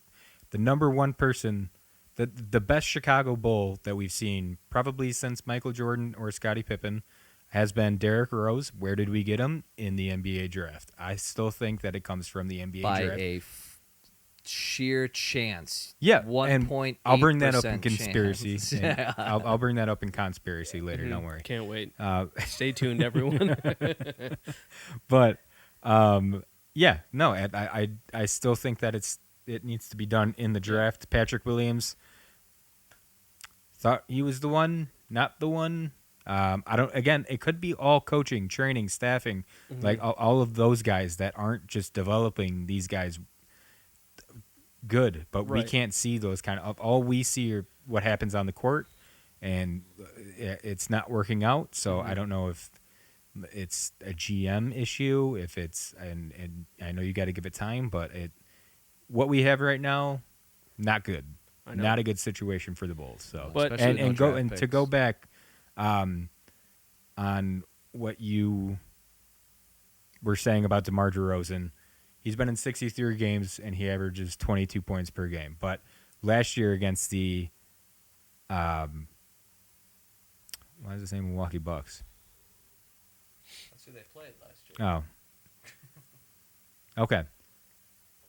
In the Milwaukee Bucks, when it mattered the most, he did put up a 41-point game, but then 11 points, 23 points, and then when it mattered the most, 11 points. So Yeah. that Again, we're not a stats podcast, but every now and then we'll just kind of throw some stuff out there. yeah.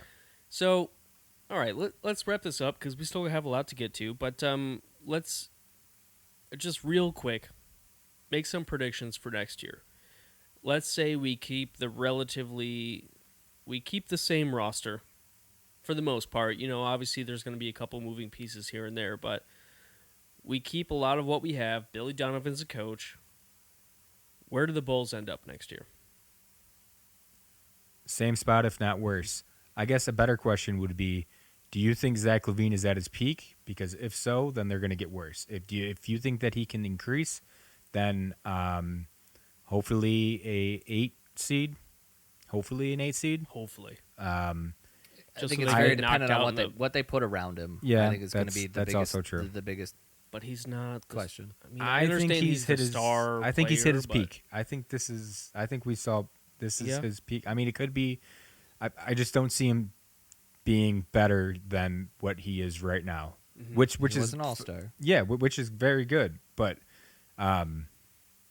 But we've seen the shots he takes in the playoffs. It's like, yeah. But what is that was just because there's nobody else? Nobody Like open, everybody nobody's needs moving. somebody Yeah, around exactly. you. Okay, where, like, but- I can offensive schemes, kick it. yeah. Like there are better look options. at the Celtics. The only Yeah. reason why they got to a Game 7 wasn't because of a Jason Tatum or a Jaylen Brown. It was because of White, No, yeah. Devin White, Derek Derek White. White, Sorry, Yeah. tapping in a ball at the From like, Marcus you- Smart too. You Like need you those. didn't even put your you two. need those yeah. on your team. And, That's and somebody. Totally. That's somebody I would get if we have to trade. Derek Marcus White? Smart? No, Marcus Smart. Oh. I love Marcus Smart. Don't think he's I tradable. Do you think? No, I mean, I would. no, the I would love Celtics- to have him on the team, I but love Celtics won't let Marcus him Smart. go. They want Marcus Smart. yeah. I They're mean, he's not great. able to say that. yeah. DOPY last year. Yeah, Respect. I think second best. I think Jaylen Brown is poo poo, but Yeah, but Well, going not- back not to like poo-poo. predictions Sorry. for next Yeah. year, like Yeah. what we think about next year, I just, if Zach LaVine can take some type of monumental step again, I don't know what that would look like. Again, they are stuck in a land of mediocrity right now, which is Yeah. like the worst the place worst to spot be in. I Yep. feel like that's where we've been for the last 10 years, Yep. man. Yeah, Mhm. yeah. I mean, there was like the glimmer and hope of when you like got the trade for Vucevic and thought it was a great trade at the time, Yep. and there was the hole in AK We Trust, and Yeah. Which I still do. I do. I think he's going to make the right moves. As long as Garden packs are gone, Yeah. I'll watch him. Yep. I think. Which maybe they're not gone. Maybe they're just lurking they're- in the they're shadows. hiding and that's why the behind. Bulls are still Uh-oh. mediocre. Ooh. Kyle-spiracy. Yeah. I think we are stuck. Kyle Spears. We're stuck. We signed Zach to a max. We have a lot of veteran players that aren't necessarily tradable. We have a coach that's, I would say, in the middle of the road when it comes to NBA coaches. I think we're destined for mediocrity. Yeah. Mediocrity. I for the also, next, said, I also said mediocrity. yeah. How many more? It would be nice. It would be fun sometime to do a keep trade cut with all the Bulls players. All I right. could just go down the Right list down the sometime segment. and do So, that. all right. Stay tuned for that. Stay tuned. We have so many segments. We have a lot in store Yeah. for you guys. I don't think you understand. We're Yeah. very excited about this podcast. We're And we excited. have pages and pages Yep. of all these different topics that we can't wait to get into. But this next segment, I'm very excited for. And we'll do an ad break after this, but I think this is important to get to first. Kyle, how do I preface this? It's probably one of the most Konnor- important series that we have. I think it might be. So this segment's called Konspiracy, and it's all about... My name is Konnor. Yes. His name's Konnor, and this segment's called Konspiracy. With a and K. it's With a K. all about his, I don't know how to put it. Conspiracies. It's conspiracies, but they're just, they're out there. Yeah. Sometimes I love it. Sometimes I love it even more. I don't ever hate a conspiracy. In fact, I would say 9 times out of 10, I'm on board with you. Yeah. I really am. So, without further ado... Konspiracy. Let's talk about recent stuff. We're gonna talk about the Wembanyama draft pick. I think that was a little bit rigged. I think everyone knew that he was going to the San Antonio Spurs. I think he knew. I think his family knew. I think who's the guy who follows LeBron James everywhere? Hefty fella. Hefty DJ fella. Khaled. No, No, you're talking about Brian Windhorst. Brian Windhorst knew because he was there right. How in his long face did he know? Until the commissioner Adam Silver told him. Which maybe was- maybe 2 days ago. 2 days before, not ago. 2 days before the draft. I So this don't is- know. I don't This know is when he not told something him. that took No, place in college where they're like, no. "Hey, just keep doing what you're doing. We're gonna take care of you. We're gonna make sure you get drafted to the Spurs." It just seems like that it seems like the Spurs have always been good for a while. Except last year. Yeah, And 2 years before that, they've been terrible for the last 3 years. Well, This is a full-blown tank. quote, let me finish, end quote, hyphen, Kyle Allman.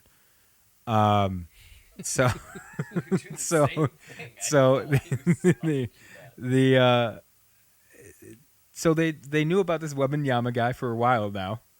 So the Spurs have been pretty bad for the past 2 years. Conveniently, they can get this one guy who has I think people have been talking about him the most since LeBron James, I would say. And I don't know if you guys know who LeBron James is. I don't know. Not a smart guy. Didn't go to college. More than But- Zion, you think too? Yeah.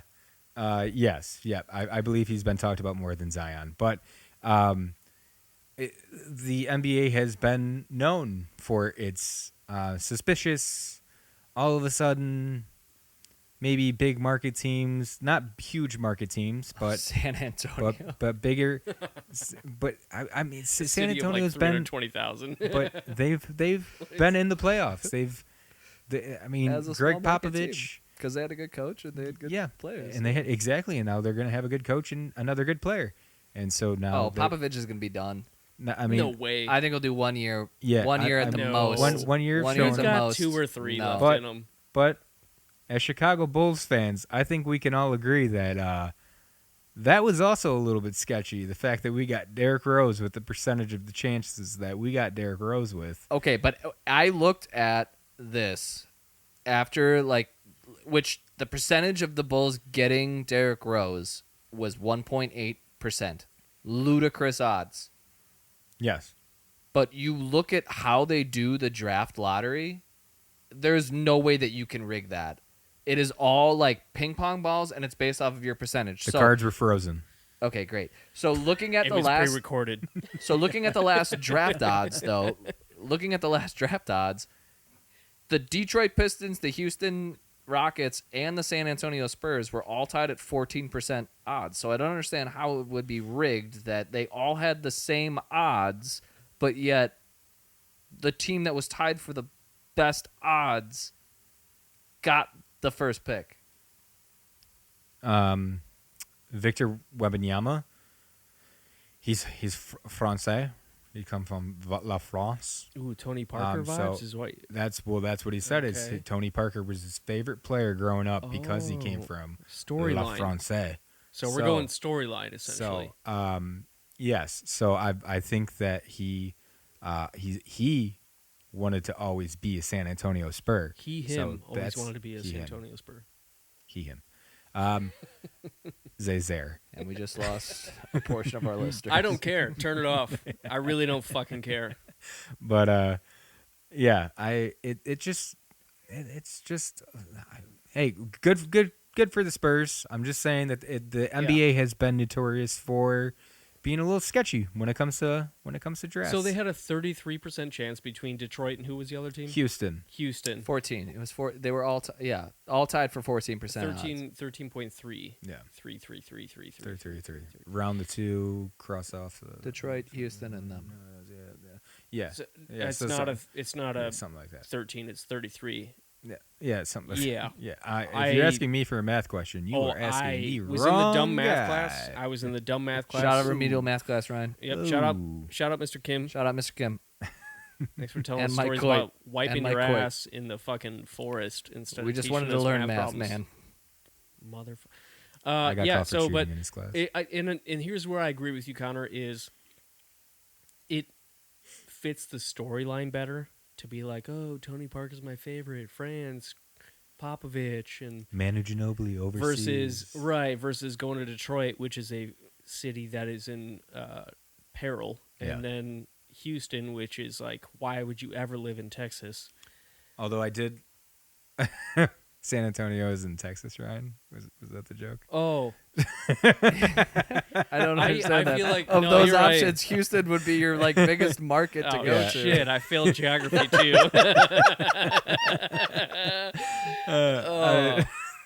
Shout out Miller Lite. But yeah, Houston definitely has a higher market cap. But again, I don't. What who's is Houston? market cap? Explain market cap to me. So the revenue of what they bring in for. I looked it up, and Houston, I think, is number 6, and I believe Really? and San Antonio is 10, I believe, 10 or 12. That's crazy because the Texans suck. Yeah, but I mean, They were but good regardless, for a moment. I still think who's Houston's head coach? They just took The guy the with guy the from butt the chin. no. Oh, no, they that's just Bill signed the O'Brien who guy from left. the. Oh, you're talking about the Texans, or are we talking about the Rockets? The Rockets. So we were talking about the NBA, and Ryan went NFL. All Brought of a to you sudden. by Miller Yeah. Lite. No, honestly, it all comes back. I don't like Houston Texans. No, I they don't just like 'em signed. at all. They got the guy that was from Boston. They got Ime Udoka. Who's their new Wait. head coach? Oh, did they really? Yeah, Wait, the guy that got fired from the Celtics. like Oh. right after the series. No, it happened a while you're ago. right. Who did that guy pipe? Yeah, Didn't he pipe he was somebody? last year's coach. Did he pipe somebody? Isn't that why he got fired? Because Yeah, he it piped was. I think somebody? it was like a Boston executive or something Nice. like that. Yeah, I think they had an affair, a relation that the No. upper management he laid, did not like. He laid copper piping for her plumbing.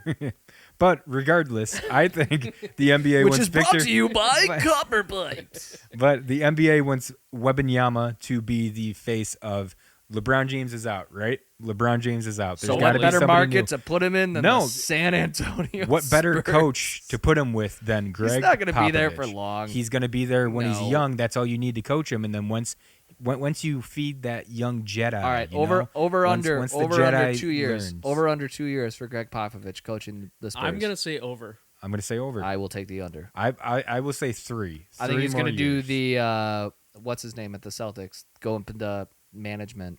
I'll say 3 more years. Who was the How Actually- old is he? I- I'm gonna look it up real quick. I maybe 2, but at that I He's think 2 if years you- old. No. No. I'm Benjamin saying Button. for how many more years he has left.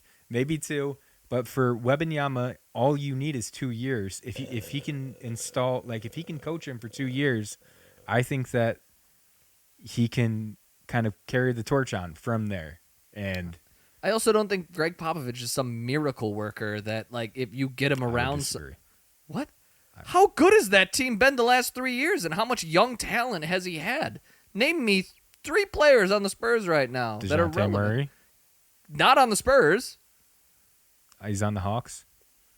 Yeah, well, that's because they wanted Wembanyama. I don't understand, but if That's what he's saying. but if he's That's a exactly miracle, why. but if he's a Potential miracle tank. worker That's where exactly I get why. my Yeah. hands on some new young player, then you should be the best coach in the world, and all of those players Yeah. should be great. So I disagree with that argument. Yeah, he's 74 years old, by the way. Yeah, he's Yeah. good. Interesting to look at this too, because Phil Jackson's 77, and he's been out of the NBA for what, Wow. probably 6, 7 years now. Yeah, that is pretty interesting. So he's 3 years younger than Phil Jackson. I think he might have 2 or 3 more left. There's no way. Greg Popovich used to be a spy in the Cold War. Fun fact. For who? I believe Apparently, the the United States. NBA. I believe the United States. All right. Thank you so much for joining us on this. Thank you. Thank you very much. We have a couple other things to get to, but before we do, we have one more ad read. Can we do them quick? 'Cause I have to pee so bad. Yeah. Time out? Yeah. Okay. Yeah. Can we pause it? Sure. All right, cool. Sorry, fellas. And gals. And mom and dad. I'm not pausing it. I got first, nerd. All right, welcome back. That was just a quick pause for a pee break. Pee-pee. We probably should have told you that we were going to do that so that you could do that, but you're on your own and you have a pause button. Figure it out. Figure it out. Quick ad read from one of our sponsors, and we got a couple other things to get to. So this one comes from LaQuickLaFill. You want that beach body you've always dreamed of, but can't seem to control those late-night burger cravings? Introducing LaQuickLaFill, the miracle weight loss solution that's as easy as a pill, with a team of supercharged microscopic parasites. LaQuickLaFill springs into action in your stomach, turns your burger addiction into an instant waistline shrinking miracle. Stop right in the kitchen and start dating with confidence with LaQuickLaFill. Possible side effects may include constant diarrhea, hallucinations, sleep deprivation, loss of libido, nosebleeds, bone degradation, hair loss, hearing loss, eczema, acne, internal bleeding, heart failure, throat cancer, and maybe death. Fast, efficient, sexy, that's LaQuickLaFill. Talk to your doctor today about LaQuickLaFill and get the body you've always wished for.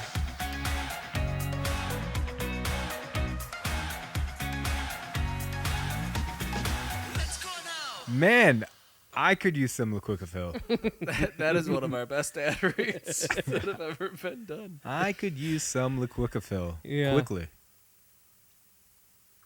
Shout out LaQuickLaFill. Yeah. Raise your Thank hand you. if you're still listening to this podcast. Me. Everyone, put your hands up. Everyone. Yeah, this is a pretty long one. I don't care. We're having fun. Hope you're having fun. I don't- Everyone's having I don't- fun. We're I here don't- to have fun. I don't give a care. Gosh darn care in the world. Give a gosh darn care in the damn world. All right, All right. so last couple things we have here. Guys, this is personally one of my favorite segments is 1 minute of shit we do not care about. And this is everything Chicago sports related that doesn't have anything to do with the Bears and Bulls. And we're going to keep this short. Obviously, there's a 1 minute timer, and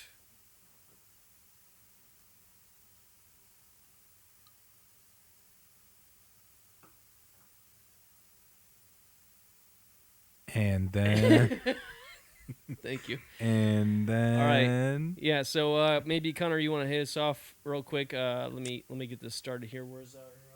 I'm here to tell you right now, we don't care. We don't care. I'm gonna start this timer. Konnor, start us off. Konnor. Speaking of Konnor, Blackhawks got a guy named Konnor.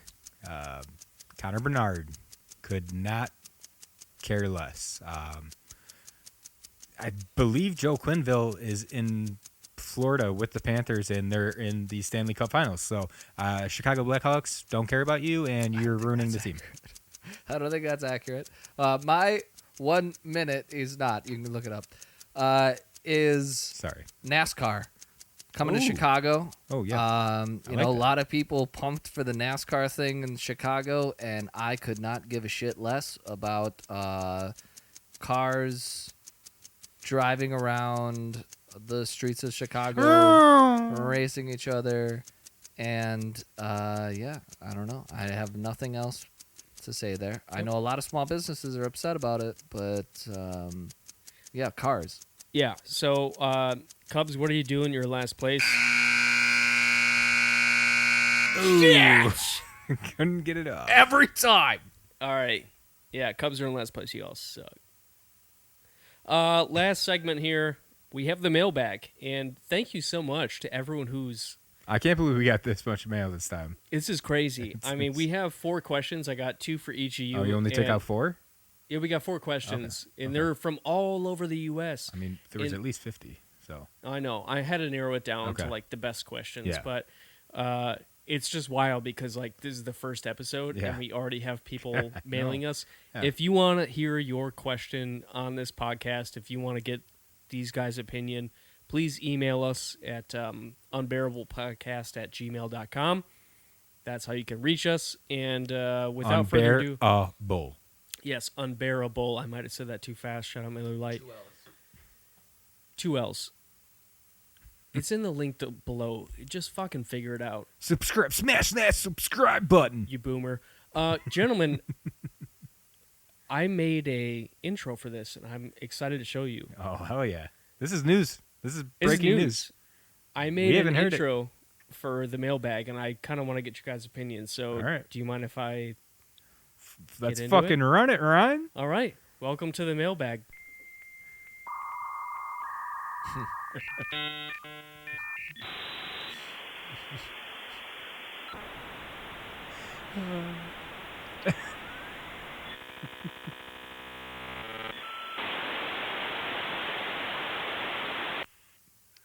Anyone The- born post what? Wait. It's not done. 2004.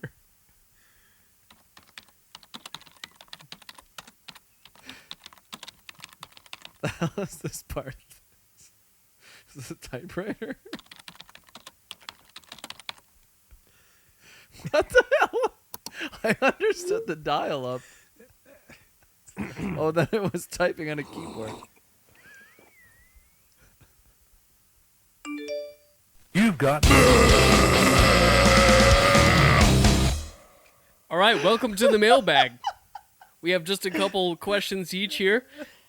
The listeners are going to love listening that in the car. I worked very hard on it. That was very impressive, Brian. Thank yeah. you. Yeah. Thanks, guys. This first question is for Konnor. This is coming from Randy in Bismarck, North Dakota. Sounds like his demo. Yeah. Randy. He probably had to use dial-up to get in. What's Randy got going on for me? He was asking, was Jay Cutler the right move for the Bears at that time? Did we get the most out of him, or was there more talent that the Bears missed out on? Yes. I couldn't name you the other talents, but I think Jay Cutler was a good quarterback in a shitty situation with the head coach. Why can't I think of his name? Who wants to help me out? John Fox? John Fox. Nah, John Fox. Mark and- Trestman. Mark Trestman, yeah. All he was told to do was basically have their wide receivers just sprint down the field and then not have an offensive line to protect him. So he would just get rocked every single time. I like Jay. He's got a podcast and he has his own, I believe, butcher company now. I he thought does, it was yeah. fun. I know that people are it's like, oh, he's a lazy piece of shit, but like all he does is mope, all he does is complain. But if you kind of hate your head coach and you kind of want to do something that you think is better as yourself as a quarterback, to actually win games, then I would be pretty pissed off too if the coaching scheme was bad. He has the equivalent of resting bitch face. I Yeah. think it's just resting dick face. Yeah, for like yeah. the male equivalent Yeah. of it. Yeah, the memes of him smoking a cigarette on the sideline, Yeah, classic. I'm still.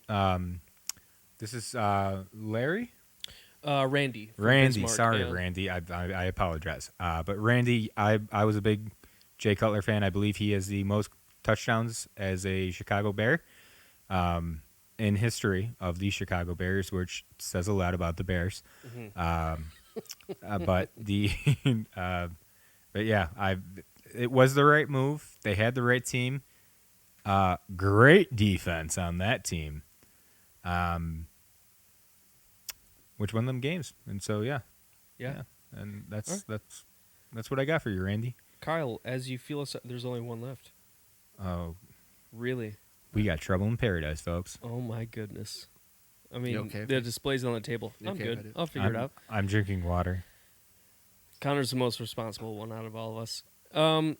Kyle, this question's coming from Trina in Pensacola, Florida, and she's asking, Kyle, despite the challenges and disappointments, what are some of the positive aspects you appreciate about being a Chicago sports fan, particularly for the Bears and Bulls?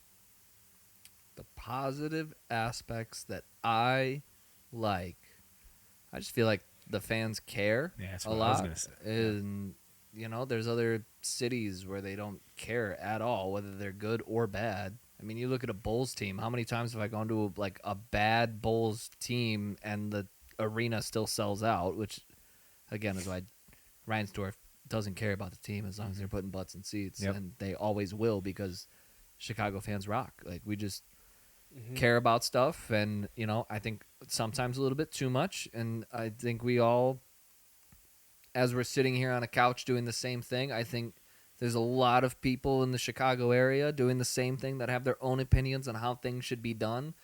I don't think any of the opinions are dumb, and they're valued for why you would have those opinions about the way that Chicago sports run. But to have a fan base that cares, I think is an important thing. Yeah.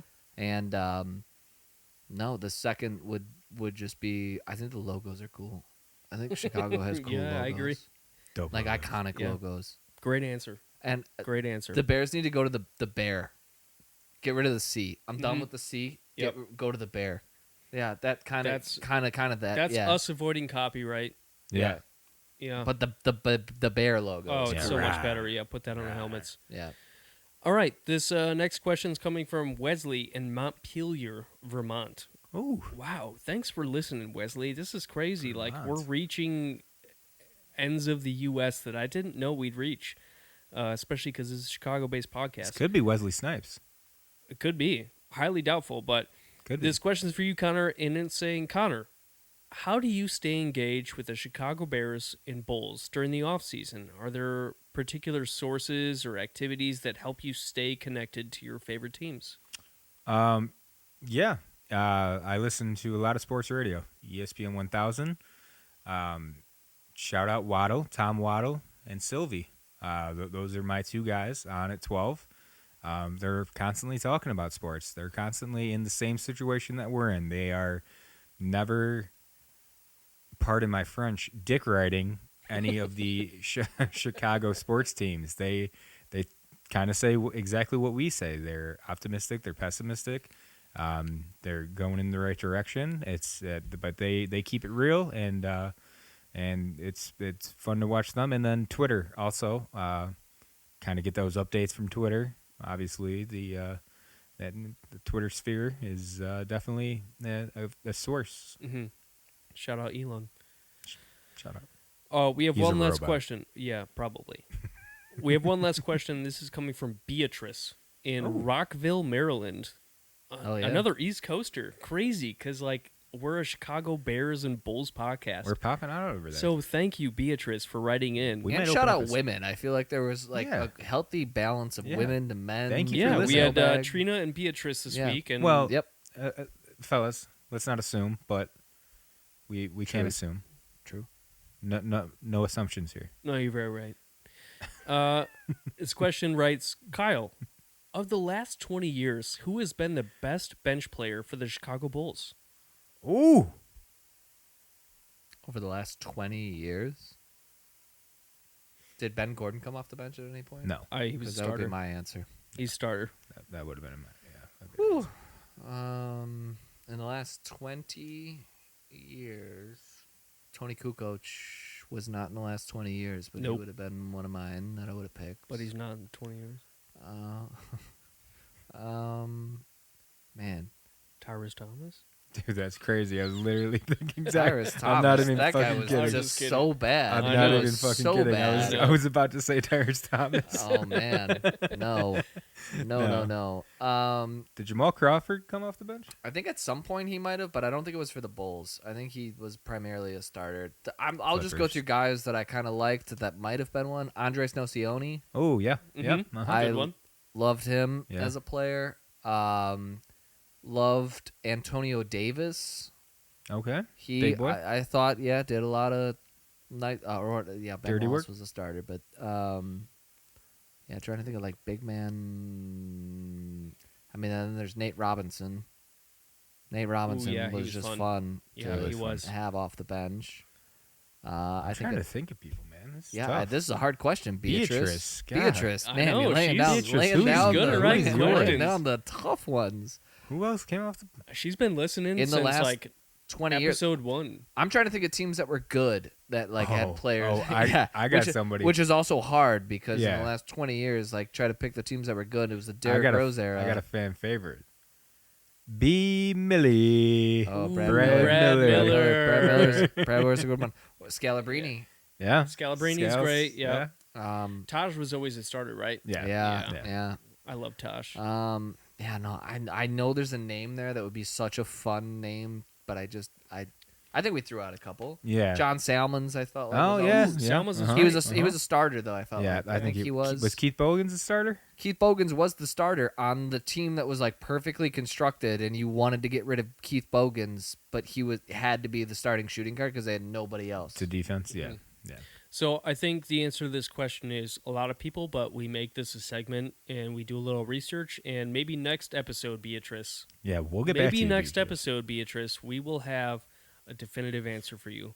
But for now, that is what we have for the first half. We're going to be right back after these Sims, after a little pee-pee poo-poo break. Pee-pee poo-poo. Yeah. So that was the first half of the first episode. Actually, the first 85% of the first episode. So thank you.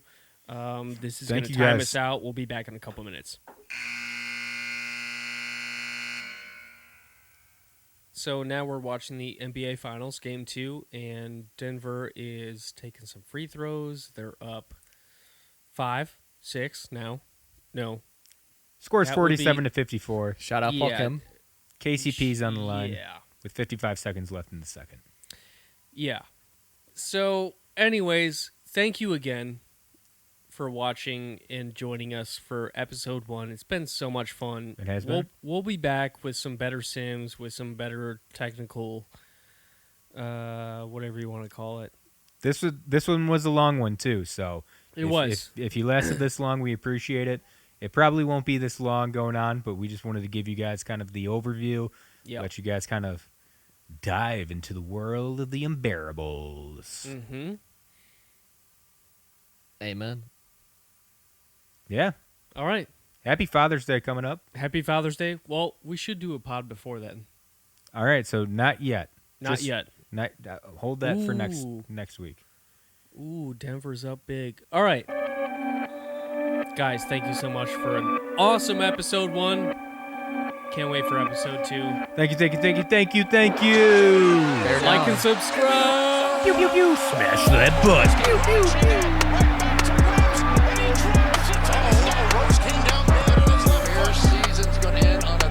Oh my goodness, Valentine!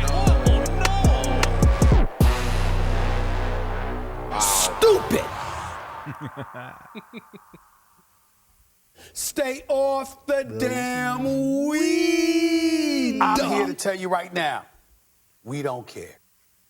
I just love swinging this fucking microphone up in front. That guy's gonna kill somebody. I love this. Game's over. Hey, what are we talking about now? Oh, we're not talking about anything? Oh, I have an opinion on this. Miami Heat just came back a little bit before that second half break. 51-57. Okay, let's talk about scores that look sexy versus scores that look unsexy. So scores that look sexier is any score with the numbers 6 and 9 involved. Okay, so it's a 6-point game. Now, Why are we still talking like this?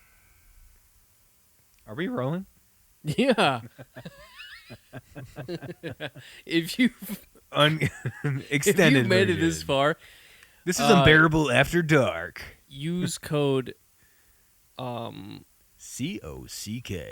use code COCK at checkout for 69% off. At Walgreens.